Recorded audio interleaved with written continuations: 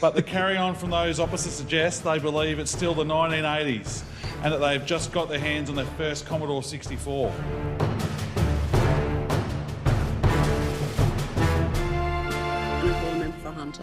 Thank you, Speaker. Before heading up to the chamber today, I had to double-check my calendar and confirm it was 2024. But the carry-on from those opposite suggests they believe it's still the 1980s and that they've just got their hands on their first Commodore 64. What they haven't managed to grasp is the fact that the digital economy isn't merely a futuristic concept. And this is why I thank my mate, the member for Casey, for bringing this important motion forward. The digital economy is the economy. It is now.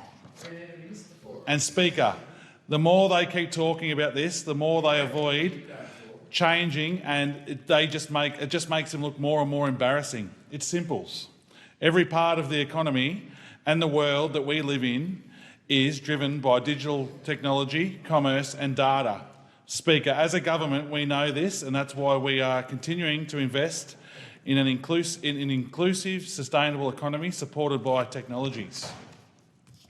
My good friend and the Minister for Industry and Science, Ed Husic, released Australia's first national quantum strategy in May last year to boost our economic competitiveness to our target of 1.2 million tech-related jobs by 2030.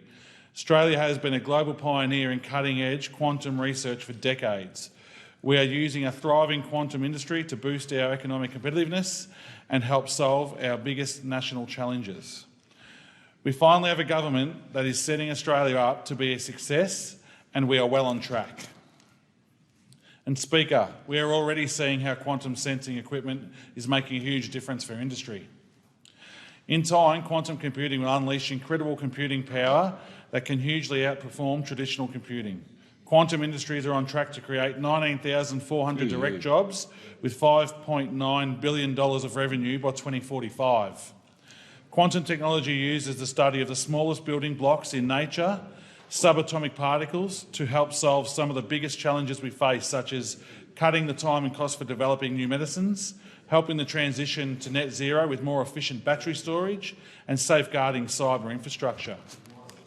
By pairing a national quantum strategy with the National Reconstruction Fund, we're aiming to turn Australia into a global technology leader, building stronger industry and creating jobs for the future. And Speaker, we have seen an 8% growth in workers in the tech workforce since we came to government. Like me, 40% of the tech sector workforce did not go to university and does not have a degree, and this presents an opportunity for everyone. Speaker, our industry growth program is open for business. Now, those opposite like to talk about the importance of backing innovation, but the truth is they failed to deliver for businesses and entrepreneurs. After all, they did vote against the National Reconstruction Fund, one of the largest investments to build a future made in Australia, which included $1 billion for enabling technologies. Speaker, in the 23-24 budget, the government delivered $41 million to extend the National AI Centre's work on responsible AI in industry, alongside support for small and medium-sized enterprise adopting AI for the first time. We also stumped up $40 million to deliver the Critical Technologies Challenge program, which will deliver greater awareness and increase uptake in quantum technologies in Australia. In addition, we delivered $20 million to establish the Australian Centre for Quantum Growth. Speaker, when it comes to AI, this government is making sure the development and adoption of AI technology is safe and responsible.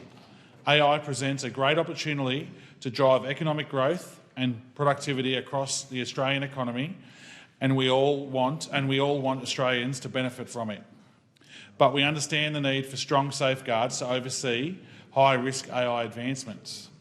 This is why, after community consultation on safe and responsible AI, the government has outlined actions on AI in high-risk settings. The community made more than 500 submissions, and we are bringing AI safety in line with community expectations.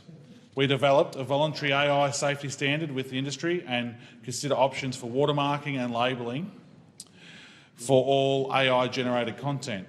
We are also considering the possibility of mandatory safeguards for organisations who develop or deploy AI in legitimate but high-risk settings.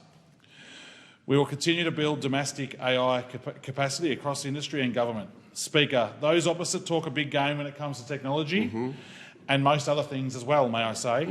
It would have been nice if they actually delivered in the 10 years they were in government around this whole industry. So we are where we are now, and we've got to get ourselves out of the mess, and that's what this Australian Labor Albanese government is doing.